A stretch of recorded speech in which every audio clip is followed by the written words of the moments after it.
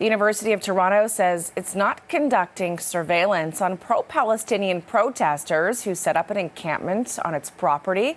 It comes as students allege they're being watched and recorded. CTV's Natalie Johnson reports.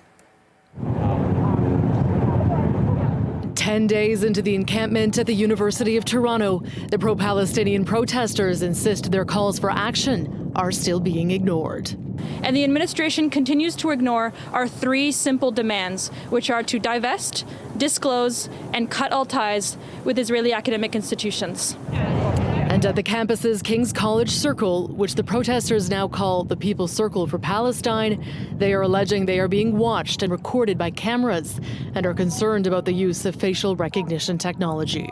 When we see surveillance technology that's being used by the Toronto Police Services, it's hard to believe that's being done with safety concerns in mind. It seems far more likely with the historical evidence that we have that it's being done with the possibility of a crackdown that can happen at any minute now, and that they have an enormous amount of data stored on us that they can then use to justify the violence they use when they want to clear us. Toronto police, meantime, say they are not conducting surveillance of the encampment site, adding unless there is a security or public safety concern, police involvement will only occur at the university's request. The university has not requested our assistance at this time. Putting up temporary structures is not allowed. A different story in Alberta, where police dismantled tents and removed protesters at the University of Calgary Thursday night, following similar action by law enforcement on several U.S. campuses. I think there's a real reason to be concerned that this consistent misrepresentation of the student demonstrators as anti-Semitic is laying the groundwork for the kind of police repression that we have seen on U.S. campuses. U of T writing in a statement, our goal remains to find a peaceful conclusion to the unauthorized encampment as soon as possible, without the risk of violent confrontation or physical injury.